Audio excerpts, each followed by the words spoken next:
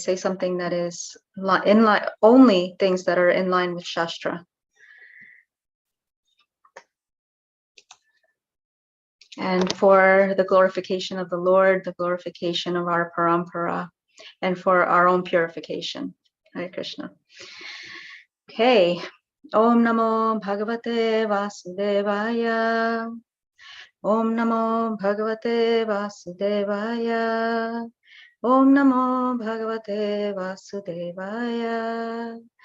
Narayanam Namaskritya Naram Chaiva Narottamam Devim Saraswatim Yasam Tato Jayam Tirayet Nashta Prayesa Padreshu Nityam Bhagavat Sevaya Bhagavati Uttama Shloke Bhaktir Bhavati Naishtike.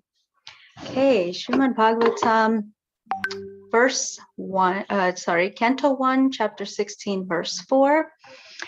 Nijagrahauja Saviraha Kalim Digvijaye Kwachit Nirpalinga Dharam Shudram Nantam Gomithunam Pada. Okay, translation and purport by His Divine Grace, A.C. Bhaktivedanta Swami Prabhupada.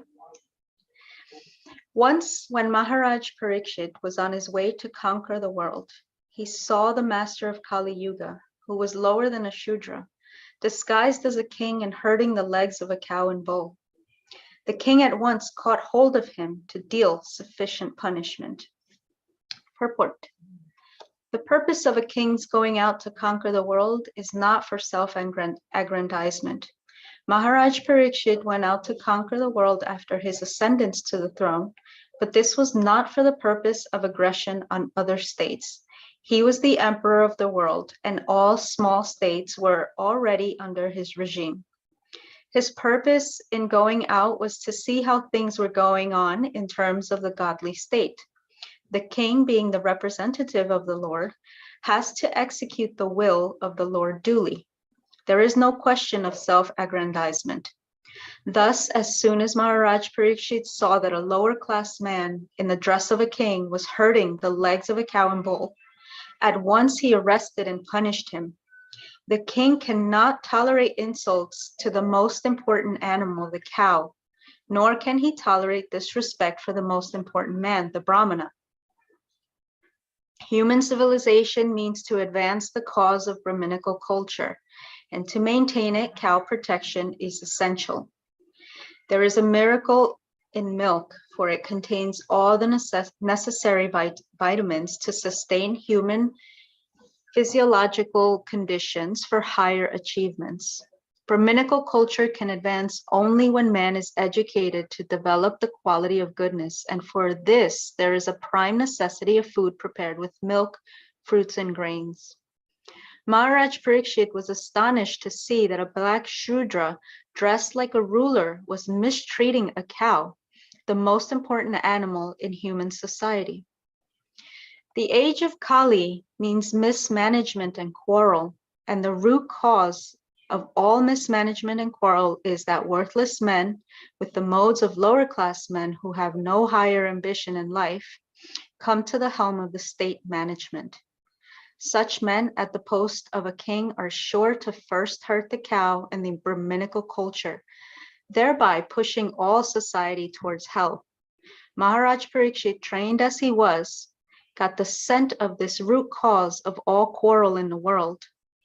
Thus he wanted to stop it in the very beginning. Srila Prabhupada ki jai. Namo Vishnu Padaya Krishna Prastaya Bhutale Srimate Bhaktivedanta Swaminiti Namine.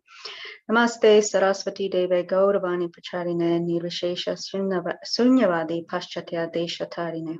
Vanchakalpa Tarubhyascha Kripa Sindhuvya Evacha Patitanam Pavanebhyo Vaishnavebhyo Namo Namaha. Jai Shri Krishna Chaitanya Prabhu Nityananda Shri Advaita Gadadhara Shivasadi Gaura Bhaktavrinda. Hare Krishna, Krishna Krishna, Hare Hare, Hare Rama, Rama Rama, Hare Hare. Hello, dear friends. So as usual, it's my honor to be here with you in your association.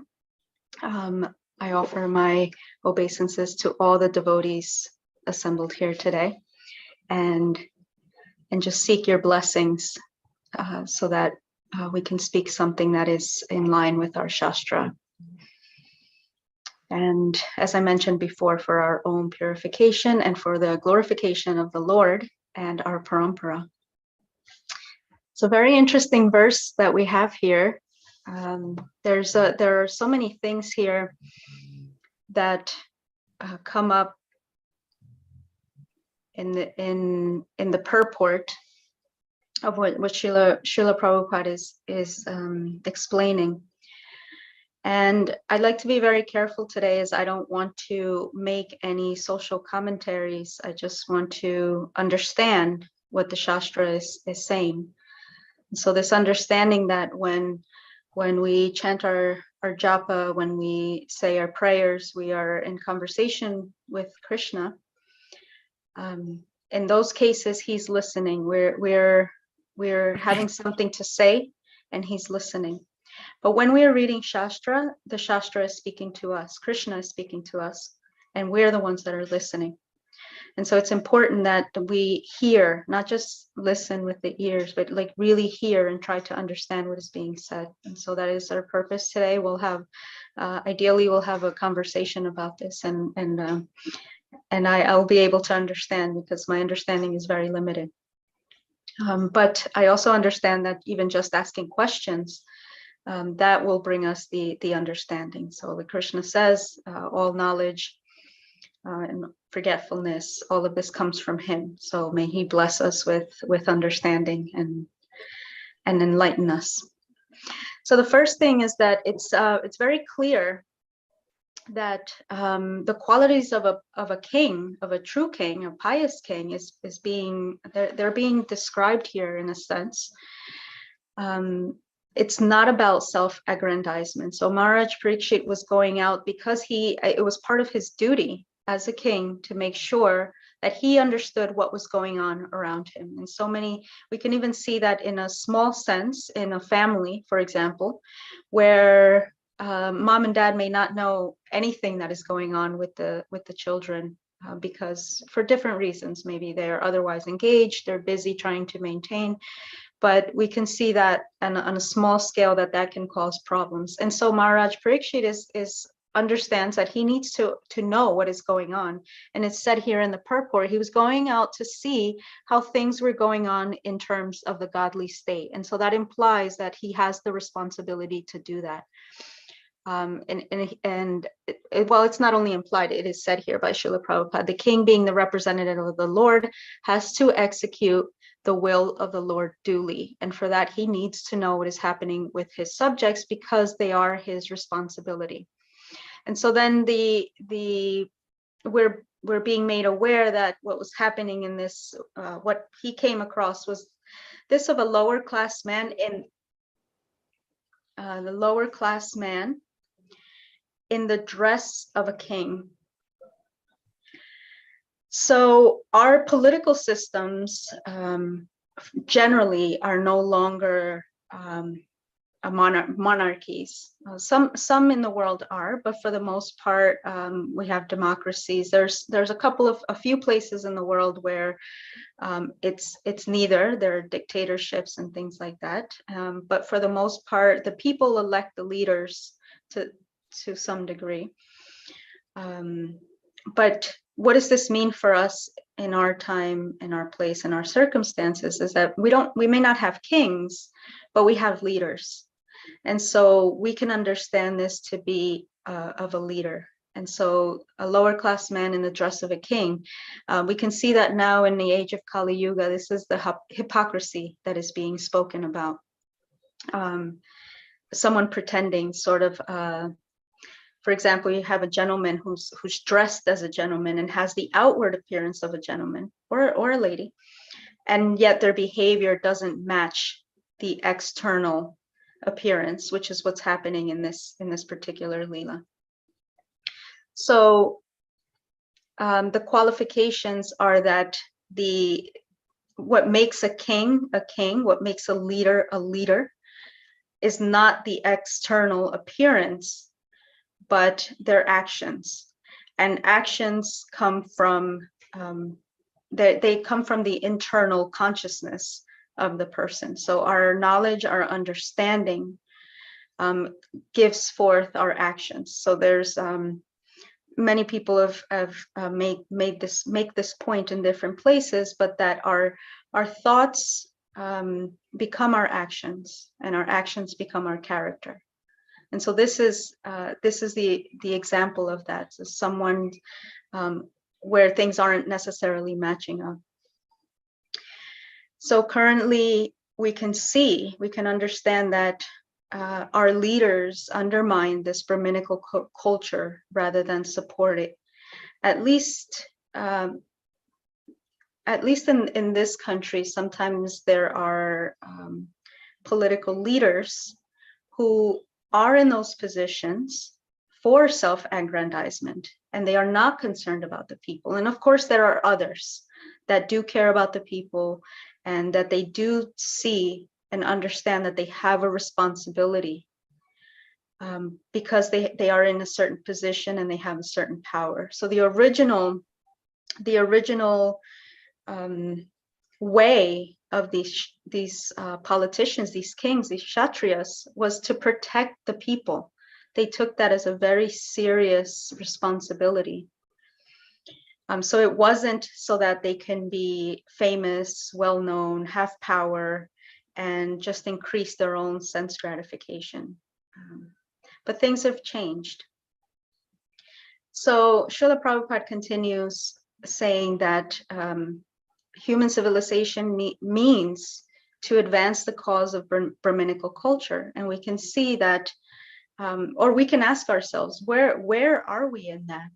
Do we have leaders that are advancing this Brahminical culture, or are they undermining it?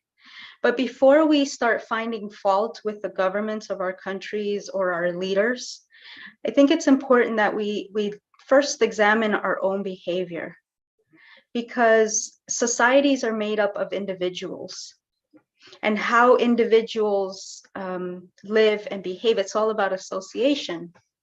And so how did we end up in these places, in these situations where our leaders are not following any regulative principles?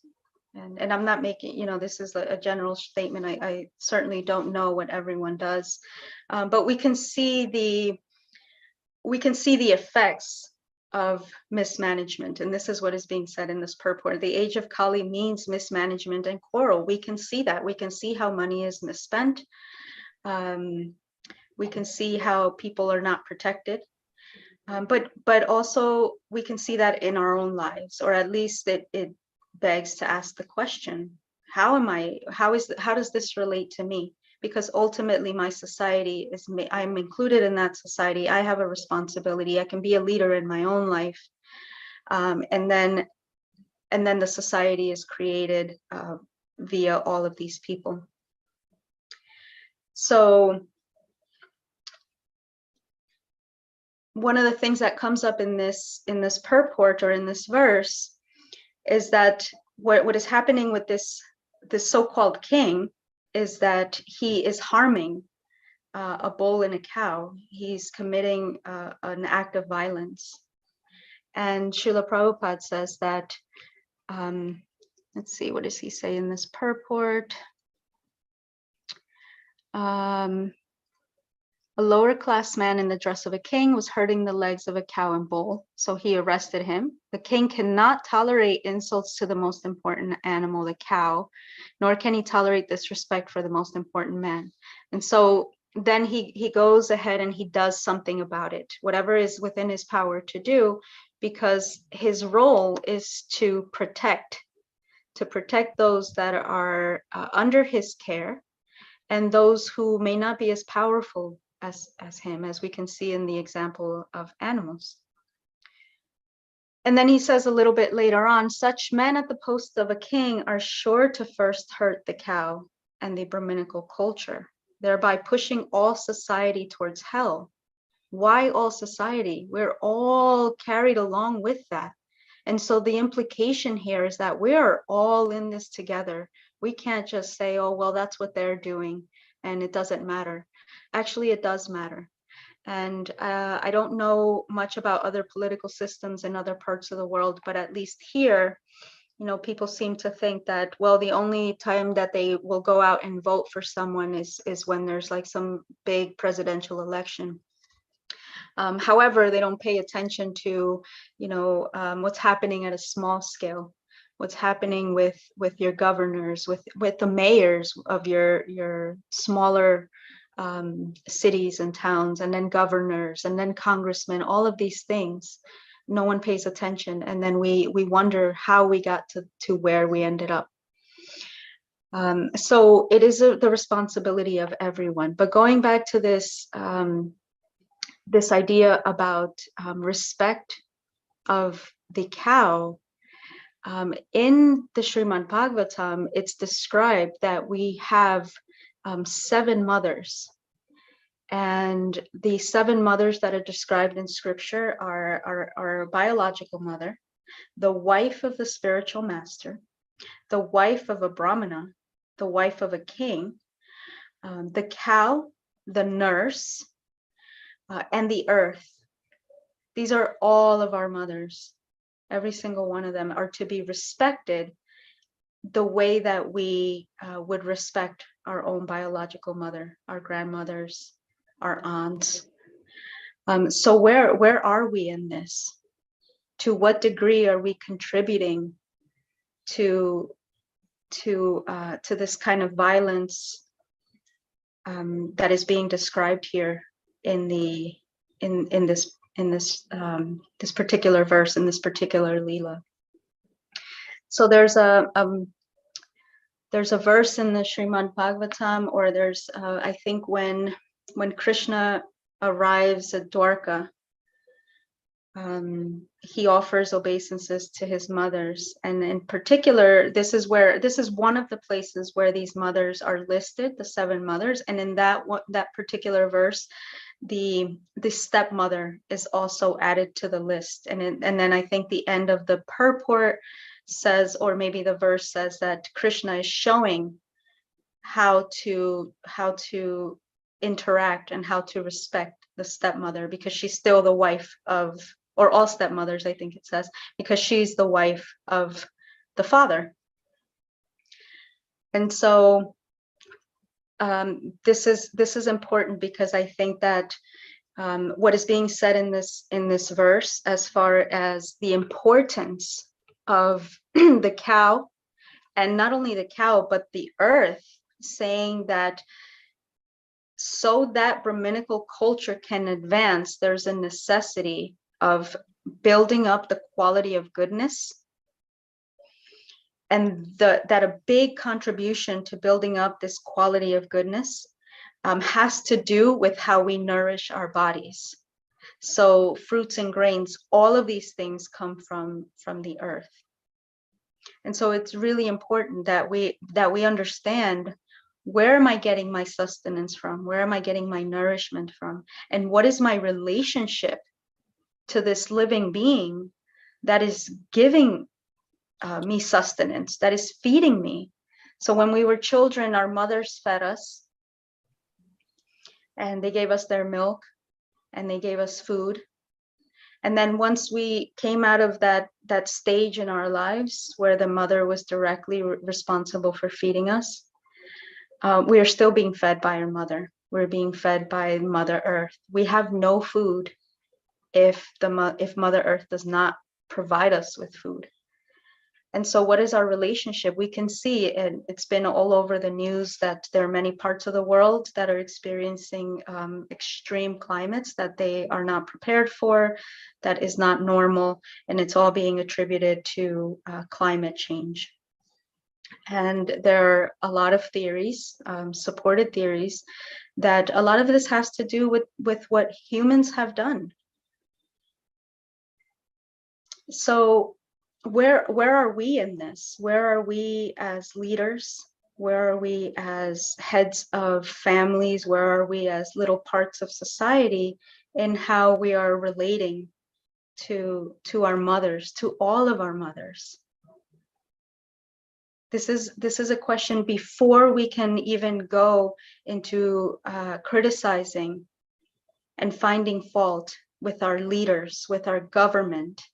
What about us at the individual level? because it all starts at the individual level. And so these are just questions that are, you know, that come up. So in the Bible, it says, honor thy father and thy mother.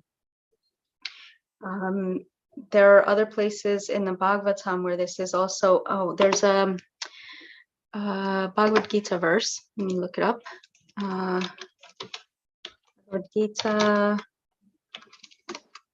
14:4. Sarvayoni shu kaunteya murtaya sambhavanti yaha tasham brahma mahayonir aham bija pradad pita. It should be understood that all species of life, O son of Kunti, are made possible by birth in this material nature, and that I am the seed-giving father. So there are many places.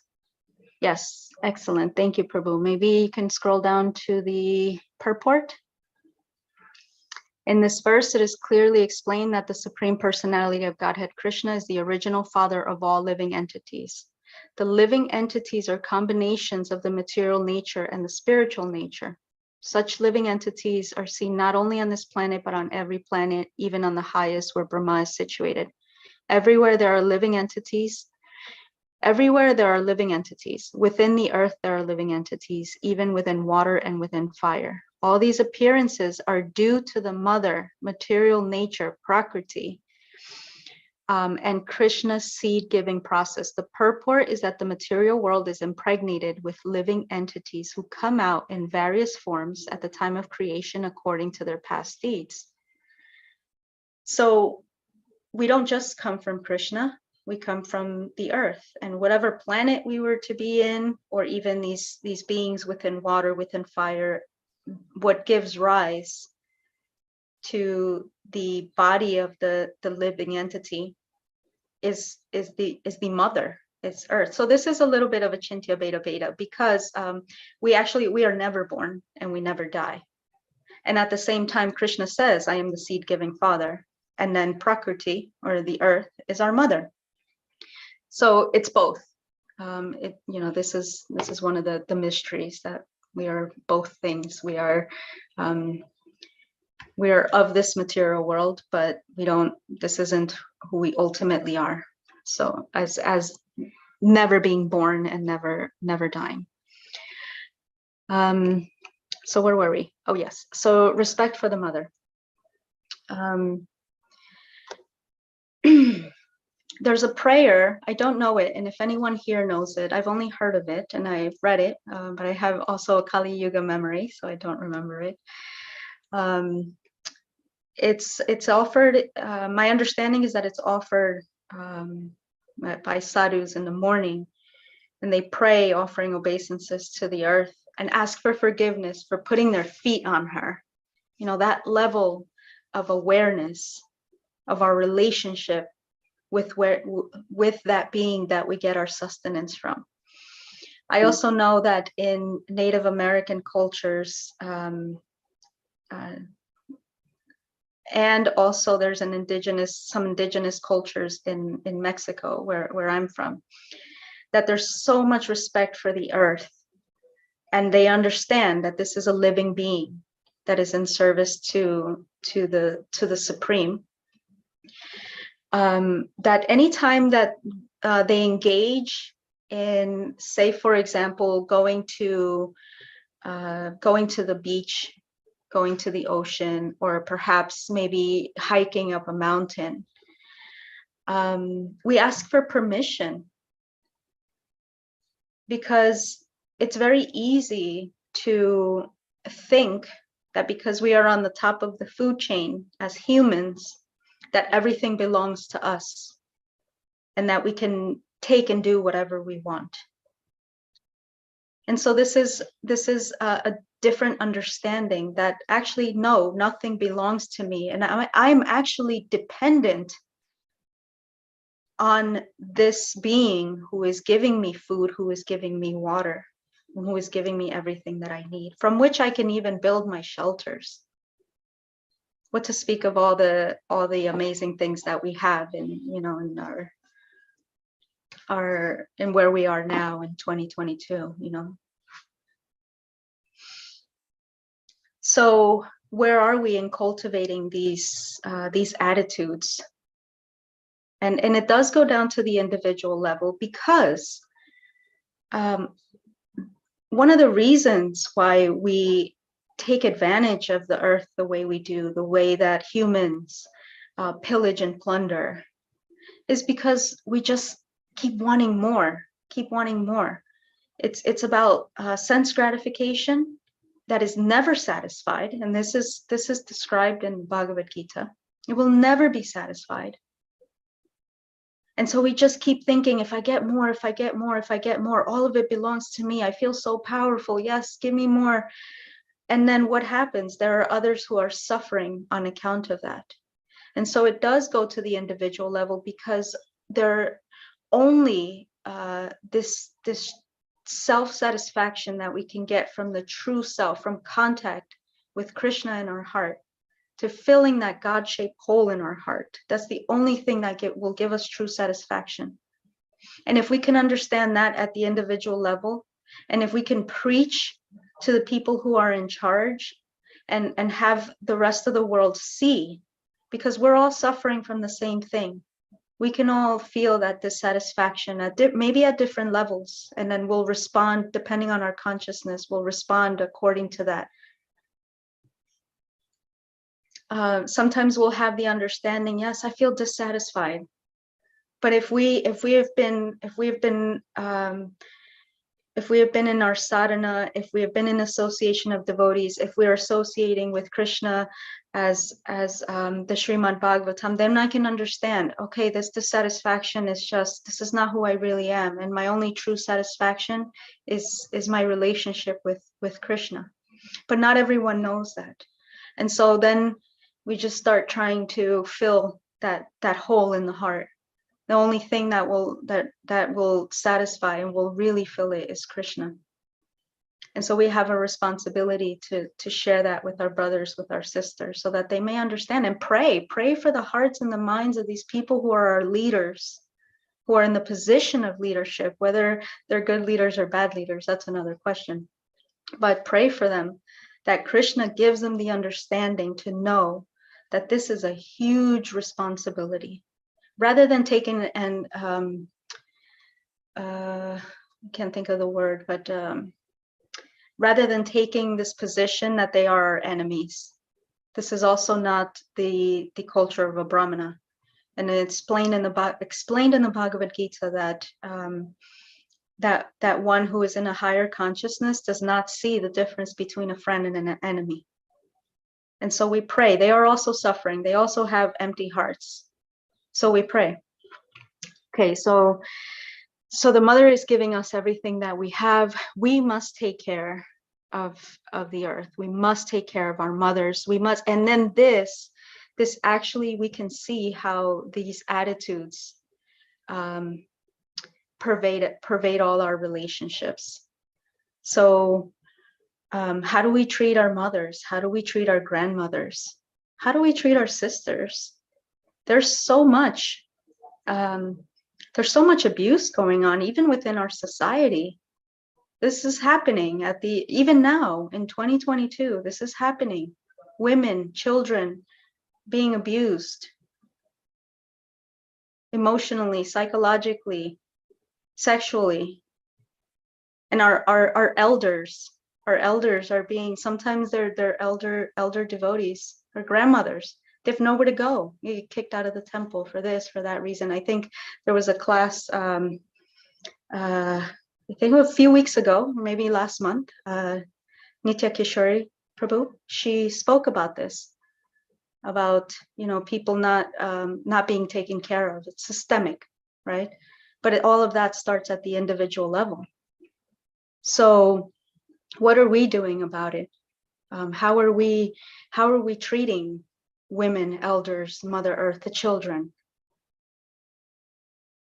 Krishna and the Pandavas, the great personalities that we hear in the Bhagavatam or in the rest of our Shastra, they never mistreated those who were under their protection. Never. You'll never find that in there.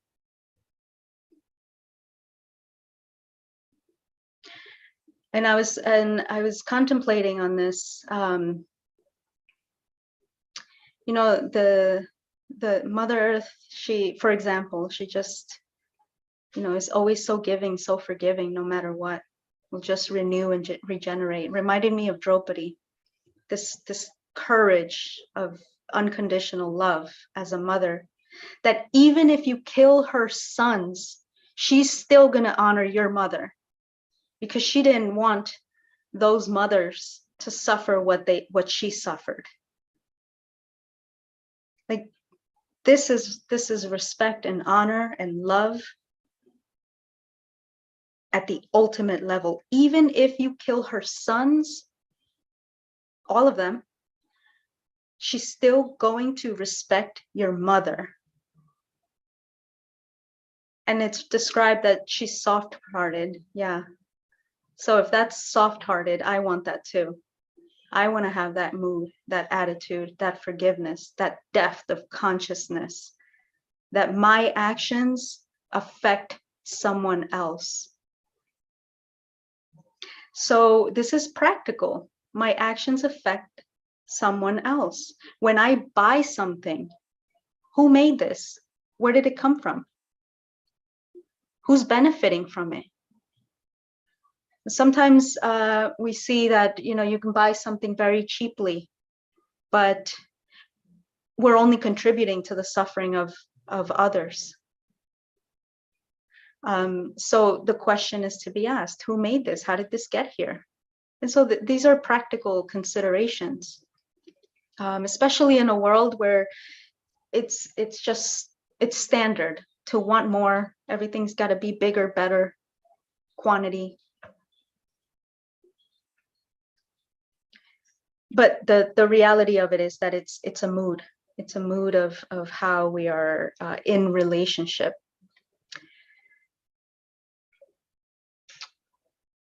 There's also when there's a pastime of Shiva and Parvati when she cursed Chitraketu. He had so much respect for her as a mother that even though she made a mistake and was told so by Lord Shiva, he could have counteracted the curse, but he didn't do it, just out of respect for her. Let's see if we can find that. Let's see.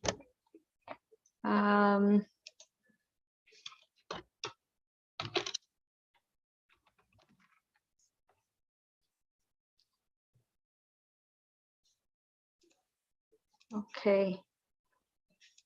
Sixth canto. You may share your screen if you want to. Okay. Yes.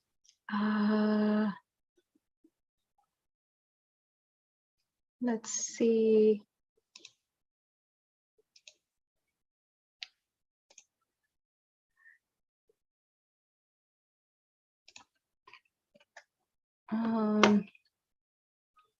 Okay, I'll just read this because there's too many windows happening here. Okay.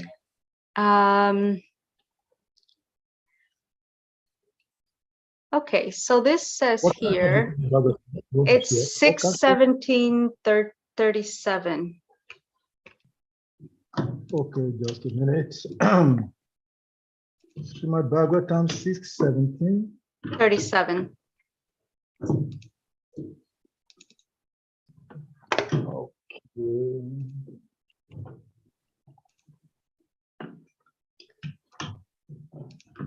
And so this says,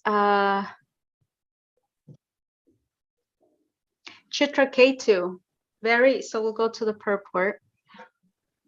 Great devotee Chitraketu was so powerful that he was quite competent to curse Mother Parvati in retaliation. And she cursed him because she felt insulted by a joke that he made towards Lord Shiva about, and she was involved in this joke and she didn't like it at all.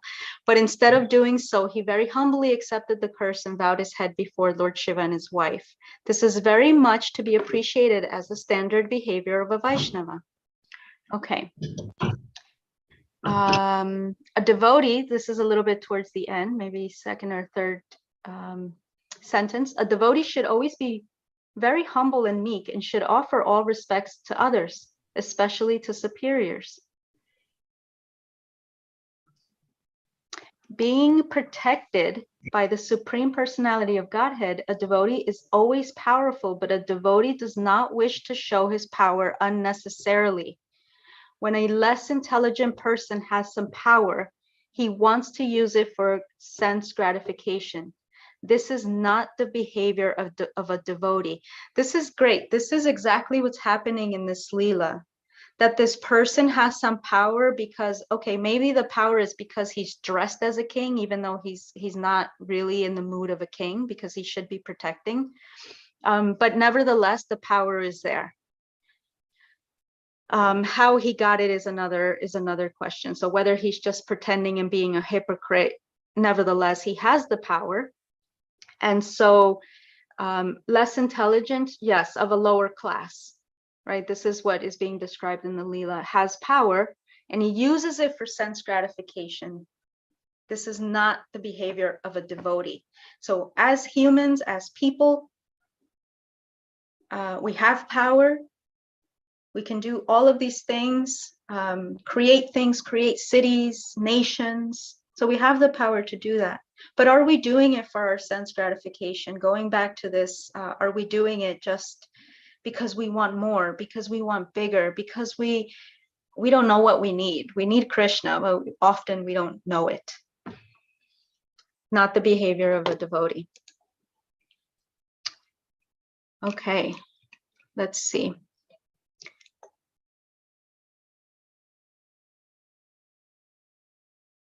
So the last point here is that Srila Prabhupada says in the last paragraph that age of Kali, mismanagement and quarrel, yes, and also the age of hypocrisy. At the root cause of all mismanagement and quarrel is that worthless men with the modes of lower class men who have no higher ambition in life come to the helm of the state management. So basically what he's saying is that our states are being managed by lower class men or women. Now there's a lot of women in politics, so this is related to the human, to the person, regardless of gender, because we can see that this mood, this attitude of misusing our power has nothing to do with gender. We see it a lot, or it manifests differently in different genders, but a person is a person, and we can misuse our power no matter what kind of body that we're in. So such men will push all society towards hell. This is scary. And so he sees that this is the root cause of the quarrel in the world, that we are being mismanaged. And the root cause of that is that at the individual level, we're also mismanaging. Devotees have a different understanding, but also it happens within you know, we're all in what is that? We're all in the shower, right? Trying to get clean. So it's not even, we can not even take this attitude of, oh, well, you know, the rest of the world is all going to hell, but the devotees are all great and perfect. We're human. We're all in the same process of purification. And so the most dangerous thing would be to think that we're already pure and we've got it all figured out. And then therefore I don't need to look at where I am in my life and how I treat those that I'm responsible for, those that are less powerful than me. And that starts with women, children, elders, and the earth. So we are all responsible. We're responsible to be leaders, to be a leader of our own lives, no matter what we're doing. And Srila Prabhupada said this. He said, you know, he wanted a culture of brahmanas, and that comes with a certain responsibility and a certain understanding. But he wanted everyone to be gurus. And that also comes with, you know, he said, even if you're, you know, grihasta, or, you know, you have work and you have to to maintain a family, still you can be a guru. And so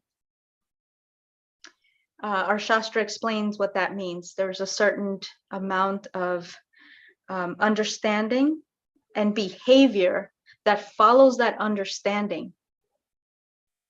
Whereas, is it nectar of instruction or nectar of devotion? One of the nectars.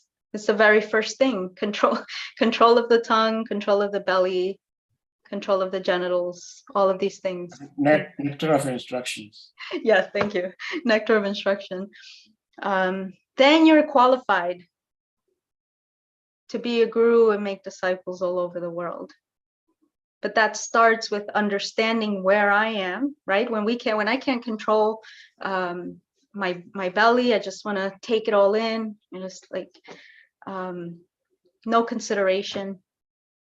And so it's the same thing happens with things, not just food, with things. Just you want to keep taking in, no control. Just keep feeding that fire of desire that's never actually going to be satisfied. It's just going to be keep growing, keep growing, keep growing.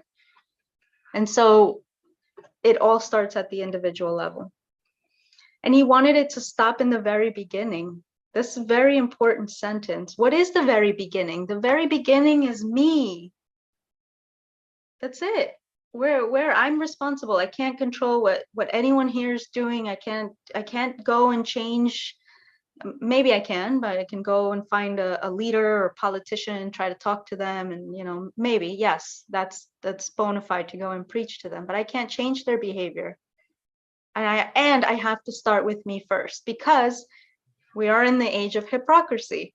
So am I going to tell people how to live their lives, how they should be better, how they should be more enlightened, how they should follow Shastra, and yet I don't do it? Am I a leader in my own life? These are the questions that came to me. There are more questions than understanding, but these are the questions that came to me upon reading this verse.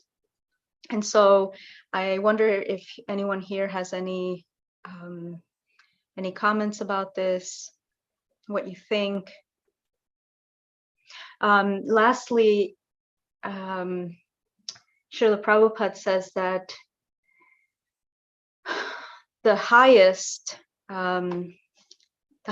realization is prema bhakti, and that it's displayed by Mother Yashoda. It's very important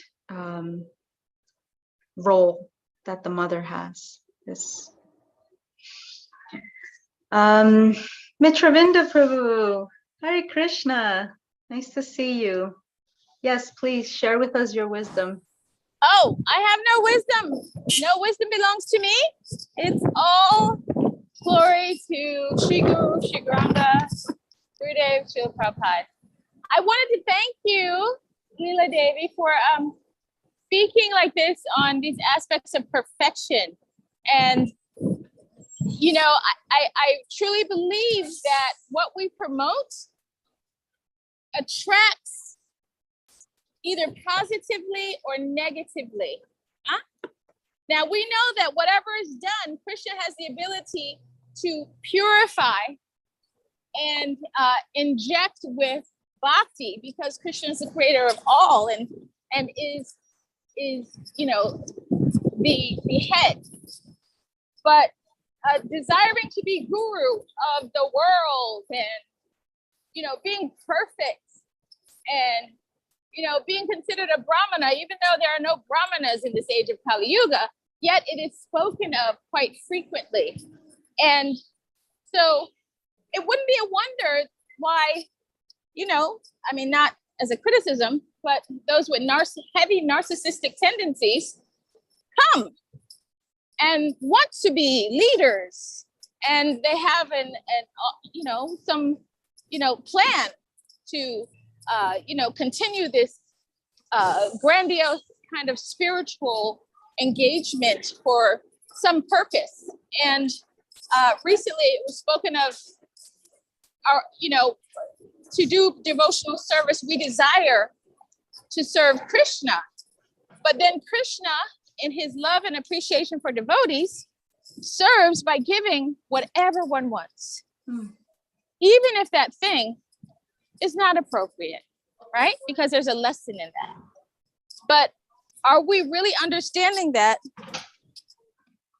it's what we're doing is not Krishna? Just because Krishna allows it doesn't mean that's what he wants someone to do. We have free will and choice.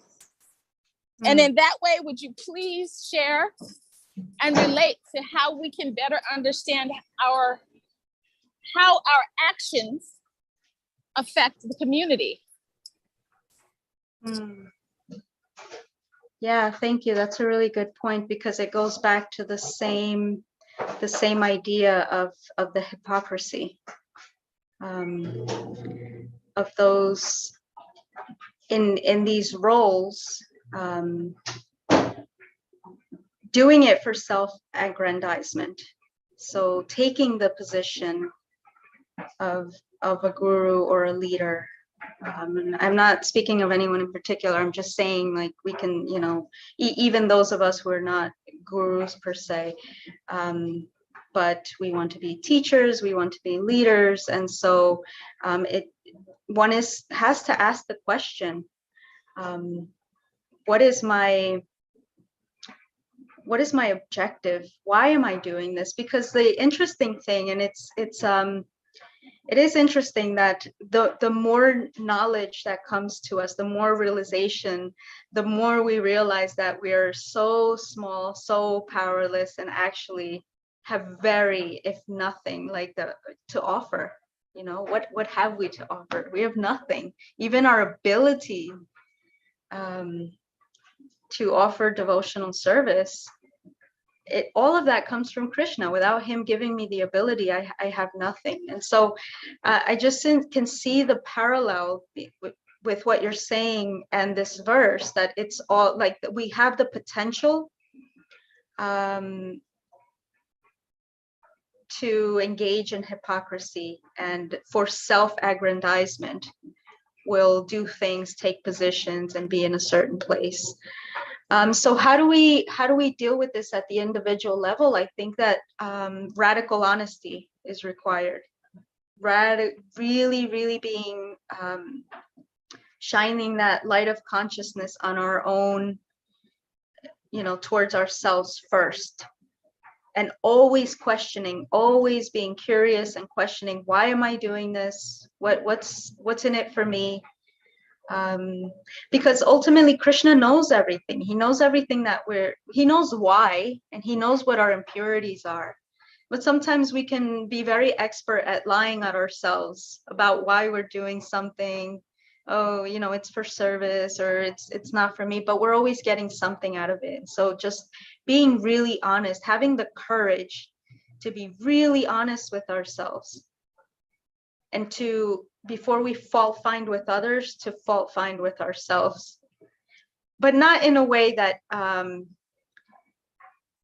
that is harmful, in a healthy way. We don't want to live with shame and guilt and all of these things. They're not productive. But proper inquiry of my own tendencies, of my own level of consciousness, is absolutely necessary. And that, I think one practical thing is that goes to our association.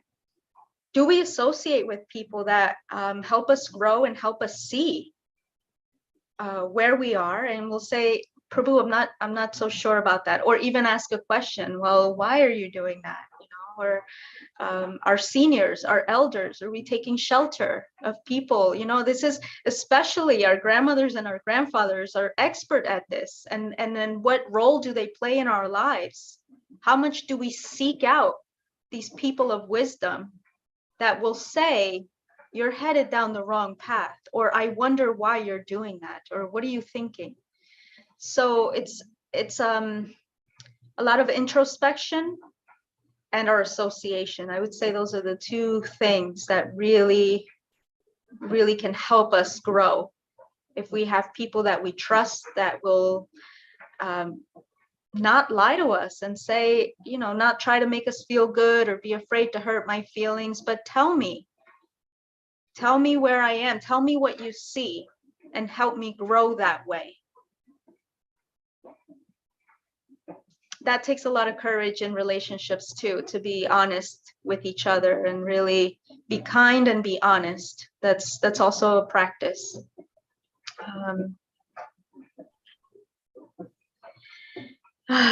So, okay, we have another hand up. Prabhu? Anadi? Prabhu? Yeah, Anadi Nidanam. Yeah, Hare Krishna Mother, Dandavad pronounce. Hare Krishna. Mother, thank you.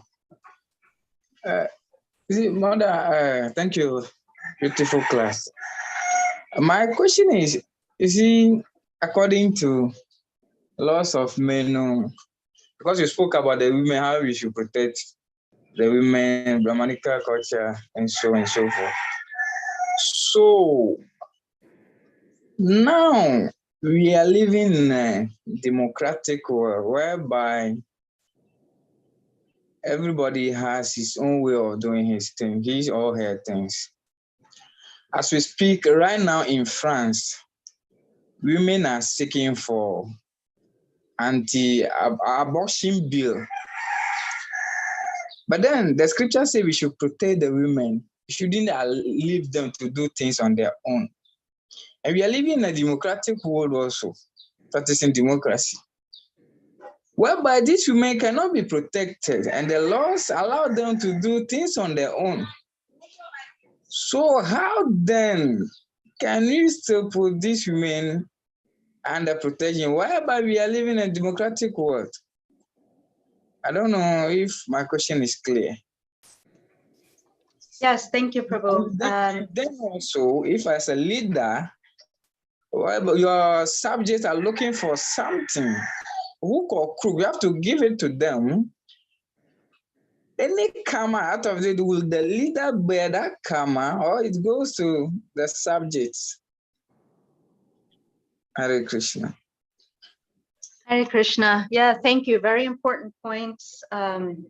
Yeah, this is going on not only in France and the United States. There's a lot of political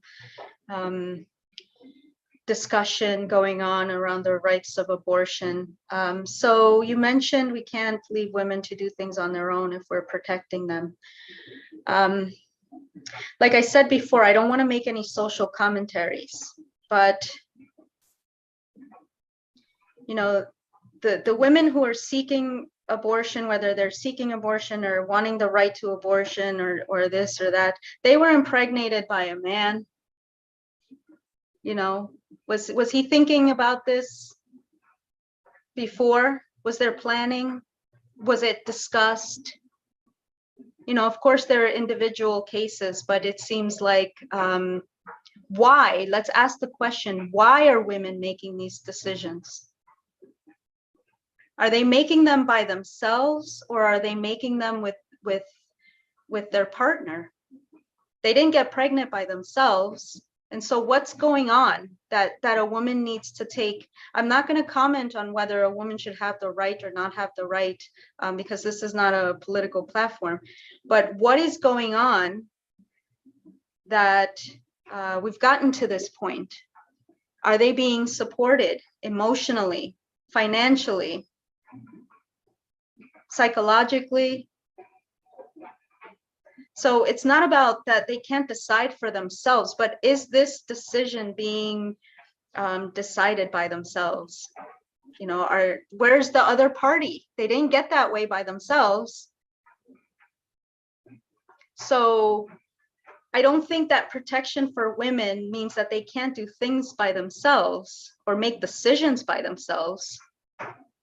But how did they get in those situations to begin with, to where they have to make that choice? How did they get into the situation where they have to say, I can't afford to raise this child? Or how did they get into a situation when a woman is raped and then becomes pregnant and then can't get an abortion? How did she get into that situation? Well, she was raped by another person. And if it could, even if it's as simple as a woman saying, well, I'm not ready to have a child. Well, where was the protection of the other person that discussed that with her?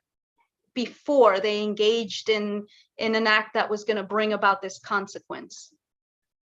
So protection is not just about telling people what to do or what not to do. It's actually much deeper than that. So everyone wants to talk about protection of women, but what do they need to be protected from? You know, you want to talk about women's chastities and like all, you know, all of these different things, but what is the cause of the problem? You know, like a woman can't become pregnant out of wedlock without someone impregnating her. And so it's the responsibility is not just of the woman. It's you know, it's a two-party situation. So where's the protection then? You know, everyone wants a woman to be chaste, but you know, to what degree are we protecting? To what degree are we respecting women to that point? So it's a much bigger issue. And then the other question so I don't know that you know, just telling people do this or don't do that, that doesn't equal protection. It's much, much deeper than that, much deeper. And, you know, how we treat our mothers is how we're going to treat our wives. How we treat our mothers is how we're going to treat our sisters. How we treat our sisters is how we treat our wives. How we treat our grandmothers, it's all interrelated. And are we seeing the connection? That's really the only question I'm asking. You know, I don't want to make comments on these political things. The other thing that you asked was about the leaders. And then, yes, people want things and they ask for things. But ultimately, what is the example that leader is setting? Most of our leaders, the example that they're setting is of excess, that if you're a leader, that if you're in a position of authority and of power, you have all of this, you know, you have money, you have cars, you have houses, you have abilities to travel. That's what they're showing. How many of our leaders are showing like real Brahminical culture of saying, I only need, you know, enough to maintain. I need enough to be comfortable and to do my duty and to do my job. I don't remember what country it was, and I'm sure it's happened in many different countries where the leaders, they got to their place. I think it was maybe the president of a Latin American country. And once he was elected president, he refused to live in the presidential mansion. He said, I don't need this. I don't need any of these things. I don't need to be flown here or there on these private jets. He refused it. That's a different quality. We don't see that in our leaders. And so if people are following the example of the leaders and the leaders are living a life of excess, then of course that's attractive because it's about our association. So President of Uruguay, yeah, beautiful. And I'm sure there are others, but it's just not the standard. Yeah, so what do you think, Prabhu? Well, Hare Krishna, thank you so much, Mother Lila. That was, for some reason, I got booted out. My computer shut off, so I had to turn it back on. But initially, you had mentioned about a prayer that some devotees pray, like stepping on Mother Bhumi. And I found it and I wanted to share. So maybe you may say something about it. Please do. Yeah. A senior godbrother of mine told me a long time ago, and I used to recite it, and then I stopped, so I forgot the mantra, but it's here. It's before rising, you may pray to Mother Earth. I hope you see it. Yes, I can see it. So it says, Samudra Vasane Devi Parvatastana Mandite Vishnu Patni Namastubhyam Padasparsham Shamasva Me. O Mother Earth, I offer my humble obeisances unto you, who are the wife of Lord Vishnu and the residents of the oceans, and who are decorated with mountains. Please forgive me for stepping upon you. This is Beautiful. Yes, thank you for finding this. Hare Krishna. Yeah, so Excellent. this is in the deity worship manual. It's found in there. Okay, Shima Prabhu, please, you may unmute. Hare Krishna. Hare Krishna. My respectful obeisances to Mataji and to everybody on the platform. Okay, thank you, Martha, for your wonderful class. I have just one question. I want you to help me clarify this situation. It is believed that attitude as it is actually our attitude that determines our success. And one of those attitudinal behavior, which is considered very nice for progress, one of them is that you worry less about how others are managing their lives. Worry less about how others are doing their things. You should just focus on what you want. So if we want to apply that, and you live in a society where, there's so much abuse, there's so much of, hypocrisy, but you care about your own success anyway. So your best attitude is not to worry about how others manage their lives. Do you really think this is, well, anyway, I just want your opinion on what you think that if we apply that, are we really contributing to the society? Or we should just be mindful of our own progress and just, ignore what others do, even though there are abuses and there are, so many ills going on, but we can just, focus on our own progress. And then that would be a very nice attitude, because those type of people are the ones in institutions, in corporations, they are the ones who rise to the top because they don't care what others do. They don't criticize anyone. They don't talk about anybody, so they make it to the top, But if you do otherwise, yes, of course, you are seen otherwise. So please, can you clarify this, please? Hare Krishna. Hare Krishna. Thank you, Prabhu. What an excellent point. Yes. I wonder if there's a balance to be found. I don't know the answer other than perhaps we can seek balance, because the example that is being given to us in this particular Lila is that the king saw something and he did something about it. Perhaps it's because it was his duty as a king. And so maybe we can evaluate what our duties are, and does this need to be said right now? Or does this need to be said? Does this need to be said right now? And does this need to be said by me? And if the answer to those three questions is yes, then perhaps something is to be done. There's a danger in fault finding and criticizing everyone, and trying to change a world that is not meant to be changed. On one side, this is the material world. This is Kali Yuga.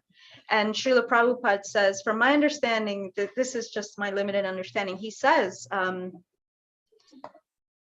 it's not going to change. It's not meant to change. And so these, all of these social, political, environmental things, all of these isms that he talks about, if they're not rooted in true knowledge and in Krishna consciousness, then it's all material. It's pointless. You're wasting your time. At the same time, we can, to what degree do we see things happening and just avert our eyes? Because that is also very, very dangerous. And we can see it not only in the world, but within our own society, that the pain and suffering that has caused of devotees looking the other way when they know that something is happening. And so where do we find that balance? Where can I affect change? Where is the change going to come from me saying something? And where is the change going to come from me changing myself and minding my own business? So I think those things are true. And because one of them is true doesn't make the other one not true. I wonder if it's a matter of time, place, and circumstance, and a case-by-case basis, and really being introspective and saying, is this the place for me to speak up? Or am I just wasting my time because we are in the material world? To what degree do we try to affect change when we see others suffering? And to what degree is the problem so big that really the only thing I can do is just, the best thing I can do for my society or for my family is for me to increase my own consciousness. And then that will ripple out much more powerfully than, me speaking out and no one hears me anyway. Because what is going to change the hearts of our family, our human family? Is it speaking out, or is it me changing and then they see how I'm doing it and they see that I'm happy and then they want to do it too? So maybe it just depends on time, place, and circumstance. I wonder if we can just have both and be, use our intelligence to discern when is the time for me to say something and when is the time for me to just focus and keep moving towards Krishna. And then, things will take care of themselves. Both are true, I think. A lot of our social changes would not be possible if people had minded their own business. I think we would be worse off for that. But those people that created this social change had the propensity to do that.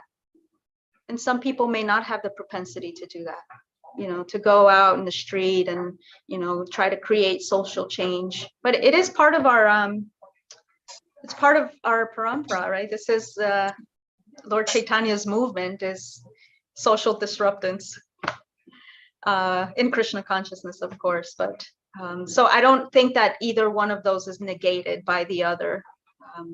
Maybe both. What do you think, Prabhu?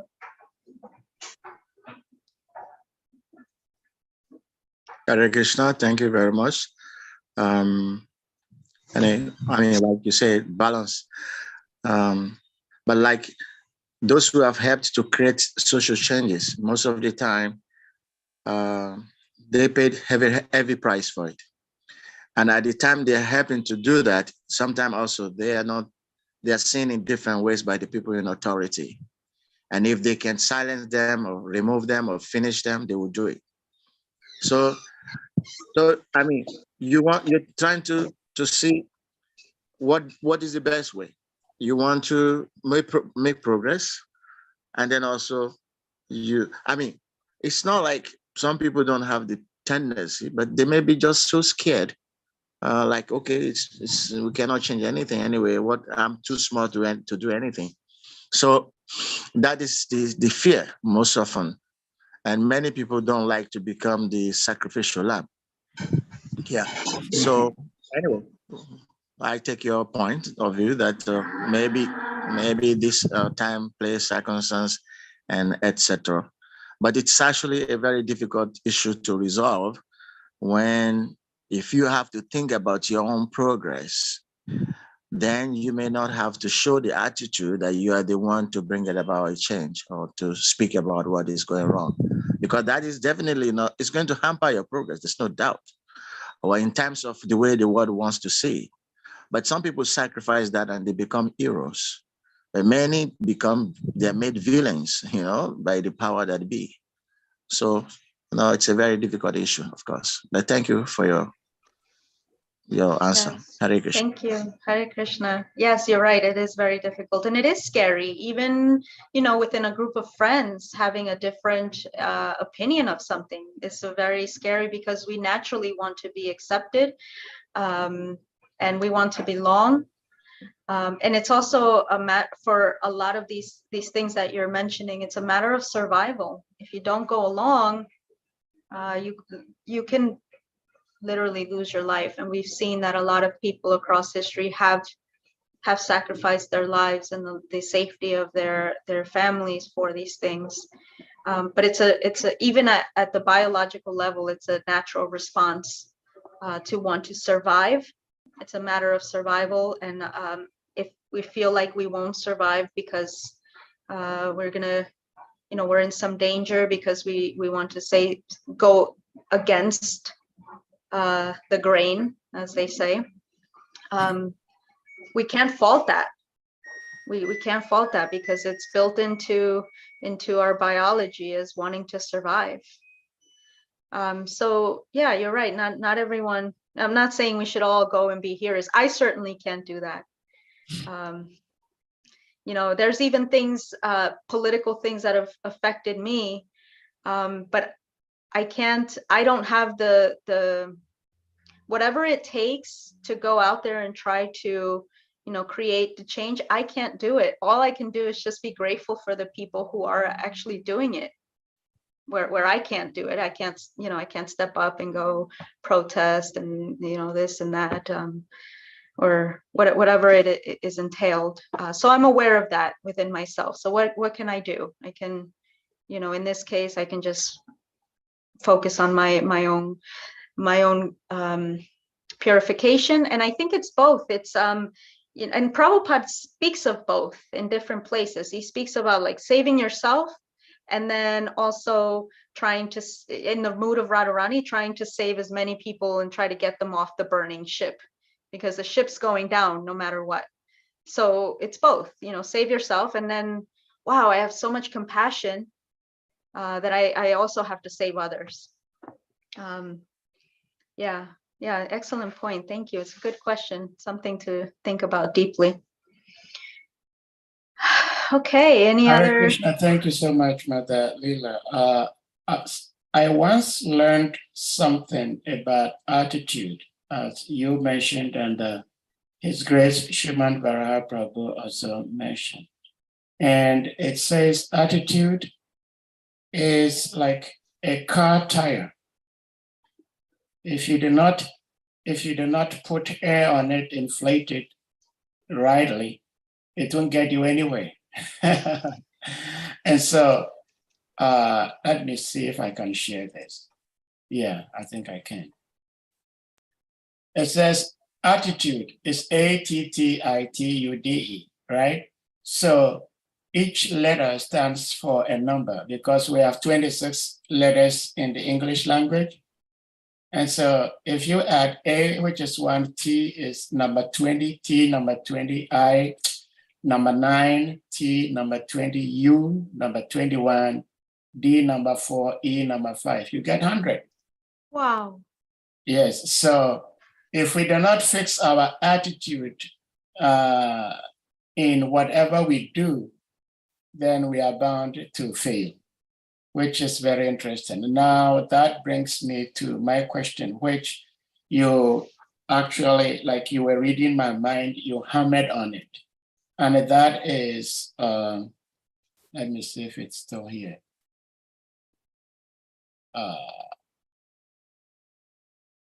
Okay, I find it here. I'm going to put it up for the witness to see. That's why Srila Prabhupada is saying, and the root cause of mismanagement, you highlighted on this topic. The root cause of all mismanagement and quarrel is that worthless men with the moods of lower class men who have no higher ambition in life come to the helm of the state of management. Now, I know you had said at the beginning of your class and somewhere in the middle of your class that you do not want to talk anything regarding social issues.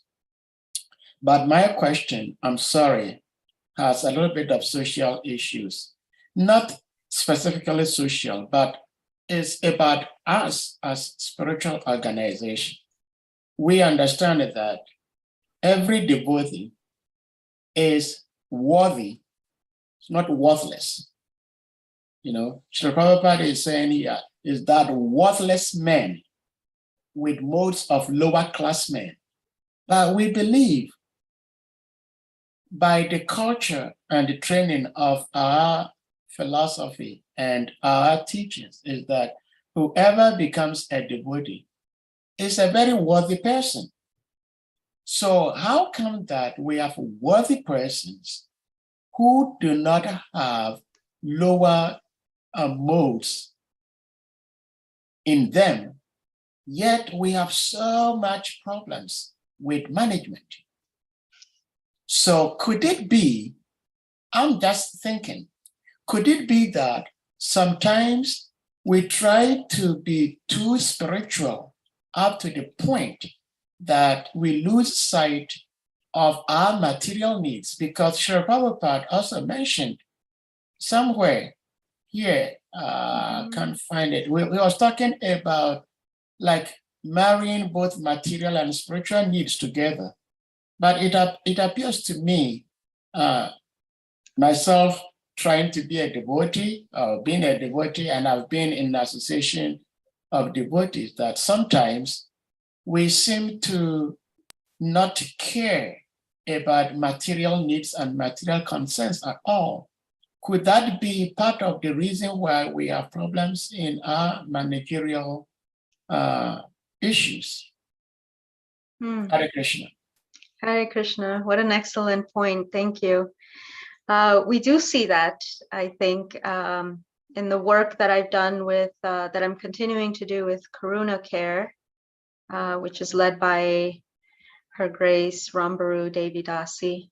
The work with Raja Lila that has to do, that is more of a subtle nature, that has to do with our psychological needs, our emotional needs, our mental needs. We sometimes are imbalanced. And, you know, the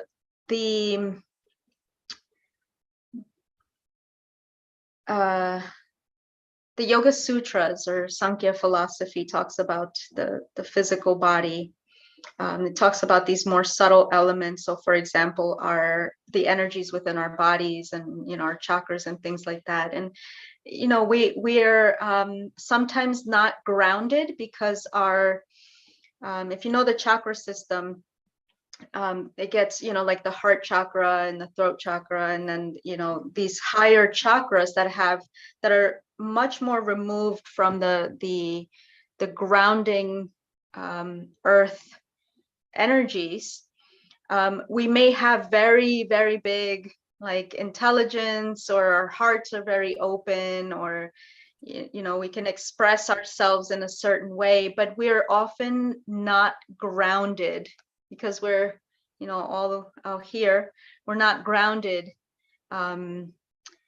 so much or in a healthy way with the material.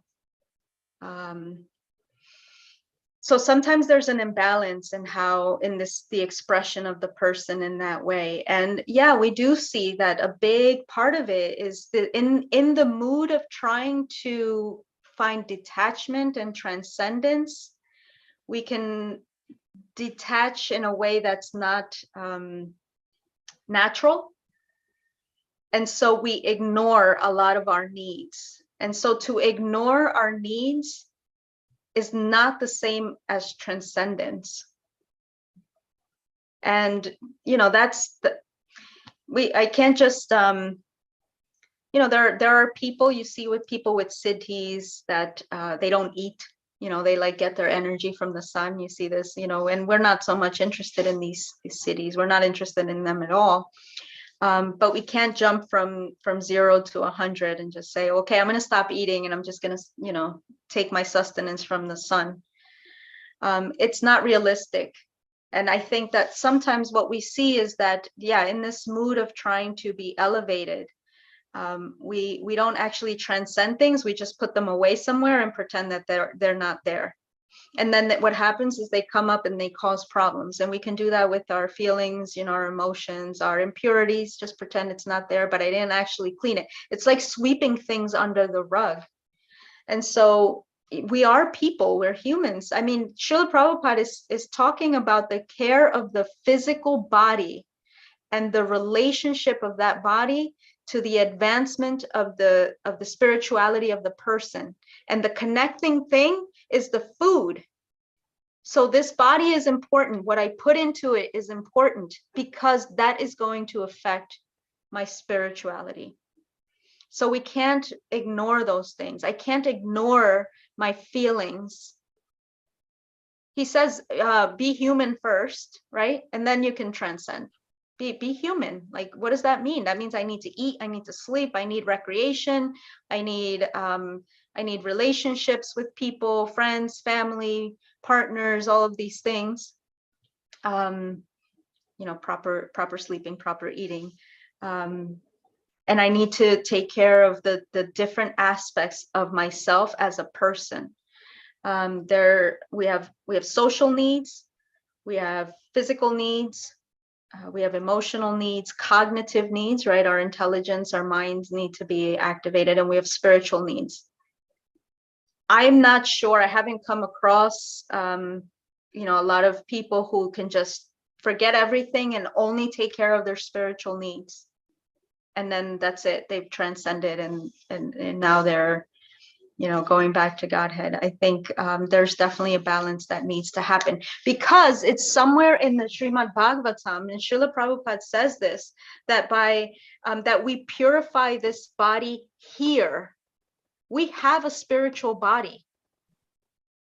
We need to learn how to honor and respect and be in a body before we can go into the spiritual world and learn to have a body. If we don't know how to take care of this one, why is Krishna going to award us or let us go back into Godhead and cause trouble?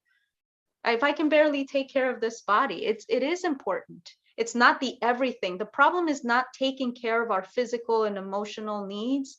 The problem is when we don't see anything other than our physical and emotional needs. That is not the center of my existence. Me eating just until I feel, you know, so that I can feel good, or living in, you know, in comfort. The problem is not engaging in those things. The problem is making those things more important than our true self. So yeah, it is important. Otherwise, I can't practice spirituality. I can't advance if I'm not properly taking care of myself. Because he's saying this, like, in order for us to advance spiritually, this is not the only place that he has said it. Our brains are dependent on what we put in our bodies. It's not easy. I mean, I struggle with that all the time. And you know, I'm grateful that I'm learning, you know, okay, no sugar. Okay, you know, you don't need that. Okay, that, you know, it's a process, just unlearning habits that have been, you know, for our whole lives. Yeah, so it is important. It is a process, but I don't think that we can't separate it. We're living in these bodies. I mean, if you have a car, you don't put gas in it and you don't fix it, it's not going to take you anywhere. So the reason for taking care of these bodies are so that we can understand of my brain health, is so that I can understand the Shastra, and I need to understand the Shastra so that I can have realization, and I can have knowledge, and then I can make better choices, and then the circle goes around and round. But it's a key component. But it is a process for all of us. He says this, if someone's, their basic needs are not even taken care of, no one's going to care about spirituality. Our basic needs do need to be taken care of. Sometimes I do think we miss the mark, but there are devotees that are doing this work of helping people see. This Karuna Care platform is really, really essential to our growth as people and as a society, because it's helping us bring awareness and attention to these different aspects of ourselves, and then we can teach that to our children, and we can be holistic, you know, whole people. Yeah, I'm a big proponent of self-care, and I don't think that it's being in Maya. I think it's being intelligent. Because if I value this body, then I have to take care of it. And so many places in his purport, Srila Prabhupada says that the greatest thing that we have, our greatest asset, is this human birth, and that the greatest danger is to lose our ability to take a human birth. And so what does it mean to be in a human birth? That means you get a human body. And so the body is so important. We can't deny it. We just can't. It's our vehicle back home.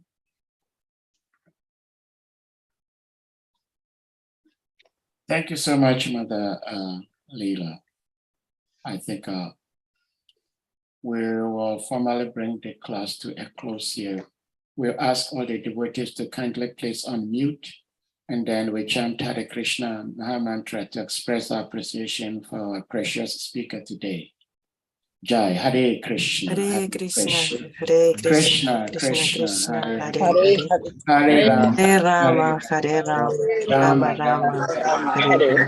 Panchakalpatarujatsa, Kripa Sindhu, Patitanam Pavanebhyo, Namo Namaha. all that is to the grace is SRIMAD LILA Devi ki jai. Jai. Jai Prabhu. Thank you so much. Dandava pranams to all the assembled devotees. Hare Krishna devotees, we can still be here.